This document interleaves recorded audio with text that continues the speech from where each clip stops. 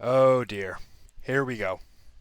So, I wasn't going to make a second video today, but I found some very troubling news. Now, originally it started off as a rumor, and I kind of just left it at that. I figured it was a rumor. I didn't think there was any truth to it. But as of about 2 hours ago, the official Halo Twitter account posted, Halo is for everyone. We can confirm Halo Infinite multiplayer will be free to play.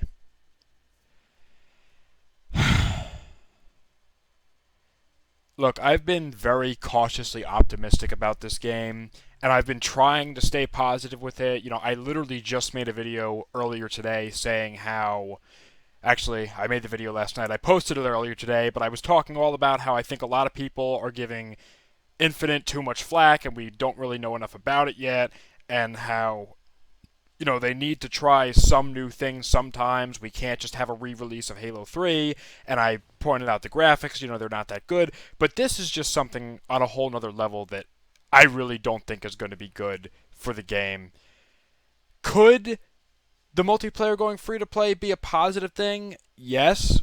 I know Destiny 2 did that, although I don't really know to what extent. I really wasn't big into Destiny or Destiny 2. I had downloaded it on Steam when it went free to play, played it for like a week or two, and then just never went back to it.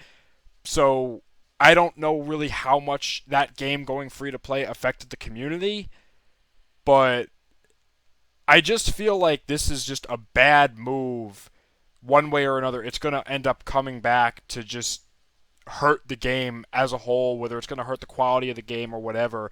I know a lot of free to play games have a lot of cheaters on them and a lot of hackers, so I hope that doesn't become a problem. And more likely than that, what I'm concerned about is microtransactions.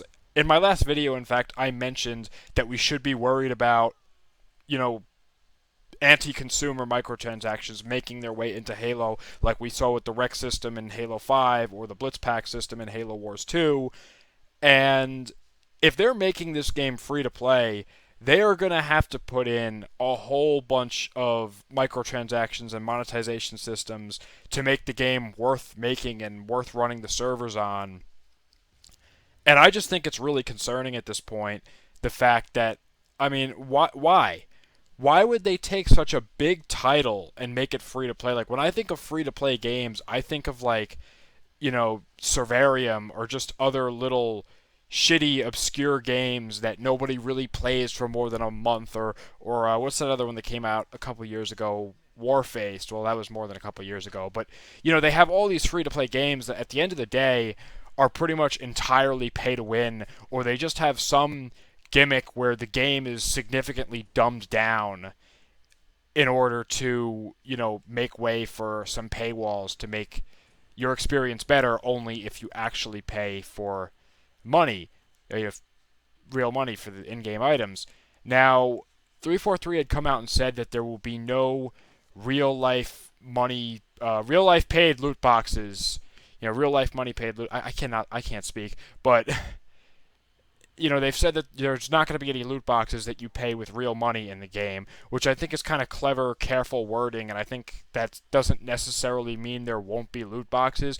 Maybe they'll have a system where you'll have to buy some kind of coins or in-game currency with real money, and then you use that in-game currency that's bought with real money to buy loot boxes, kind of like what Minecraft on the Bedrock Edition does, where they have the mine coin system, or going way back, what they did on the Xbox 360, where you used to have Microsoft points and you didn't pay directly for DLCs, but you paid with Microsoft points.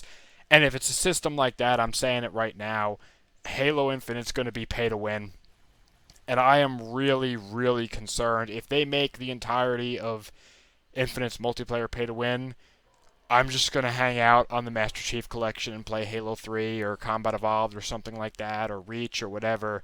And I mean, who knows? Maybe it could be good because of, then that game will have more players, hopefully. That being said, on a more optimistic note, it is very possible that they could have microtransactions that actually work. Like I had heard, I didn't play it, but I had heard Titanfall 2 had a good system where you kind of went, there were no loot boxes, you paid for the exact weapon skins that you wanted, and you got exactly what you paid for, and it was just weapon skins and stuff like that. Something like that I would be totally in favor of and totally okay with. I remember back in the days of Black Ops 2, they had really cool weapon skins you could buy, and I bought some of those back then. Same thing with Black Ops 3 and also I feel like maybe the skins that they've come out with for Combat Evolved are maybe a little bit of an experiment that they're trying to see how well received that would be. And personally, I know it's kind of controversial, but I like the skins that they're putting in Combat Evolved. I think that they should put them in Halo 2 and Halo 3 as well, and even Halo 4, because it'll keep players coming back to those games and kind of keep the community alive. And if they wanted to put those in as microtransactions in Halo Infinite, if that's what it takes for them to get the game running and make it as good of a game as it can be, then I'm okay with something cosmetic like that as far as just being the skins and the camouflages on the guns. I do not want to see armors locked behind paid microtransactions. That would piss me off beyond belief because Halo has had a long-standing history of grinding to unlock armor. I mean, recently, or fairly recently, I just unlocked the Inheritor helmet on Halo Reach on the PC, and if they were going to take that away in Halo Infinite and just say, oh, you want the Inheritor helmet?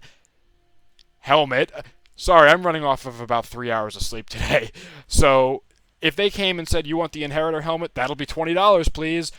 You want the Recon helmet? That'll be $5, please. That would piss me off beyond belief, and I don't know if I could support that game if that was the case and that's what they were doing. So, another thing I wanted to address is in an article here on Halo Waypoint, I will link it in the description down below. They confirmed that the classic shotgun as well as the classic Magnum will not be returning in Halo Infinite, at least not on launch. It's not featured in the game right now. This is complete bullshit. And I said in my last video, I like the new weapons. I do. I actually really like the designs. I think they're pretty cool. But to not include classic weapons that have been iconic and a staple of the Halo series literally since the first game, there's no reason for that. I mean, come on, 343. This game's supposed to be a, returning to its roots and a spiritual reboot. Then why are we getting rid of some of the most classic weapons in the franchise? I mean, the Magnum, for God's sakes. Like, the Magnum's one of the most iconic weapons in all of Halo. And I had seen some people talking on Reddit about, oh, well, Bungie did the same thing. Bungie removed the assault rifle in Halo 2. And you know what? They removed it in Halo 2. People didn't like that they removed it, so it was a mistake. And then they put it back in Halo 3. And in every Halo title since then, the assault rifle has been in there. So, the idea is we're supposed to learn from our mistakes, not say, oh, Bungie made a mistake back then, so it's okay for 343 to do it. No, that's bullshit. I'm sorry. Not including the classic BR and the classic shotgun. And not for nothing, we haven't seen a single classic Covenant weapon except for the energy sword. So does that mean we're just not going to have any of them? I mean, they were already phasing out things like the plasma rifle, and we haven't seen that since Halo Reach, which is another thing that I've never liked. I think the Storm rifle is one of the ugliest looking guns in the Halo universe, but that's besides the point. We haven't even seen any of the Promethean weapons, and it just seems like they're dropping the Prometheans altogether. Maybe they're not even going to be in the game. Halo Infinite right now is just not looking to be very good. I mean, again, I'm trying to stay optimistic, very cautiously optimistic, but I don't know. I'm getting more and more worried each day that more news comes out about the game.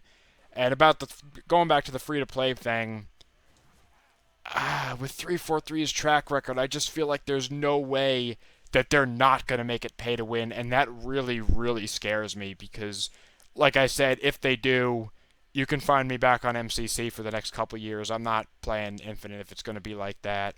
So that being said, what do you think about Halo Infinite going to pay to win or free to play?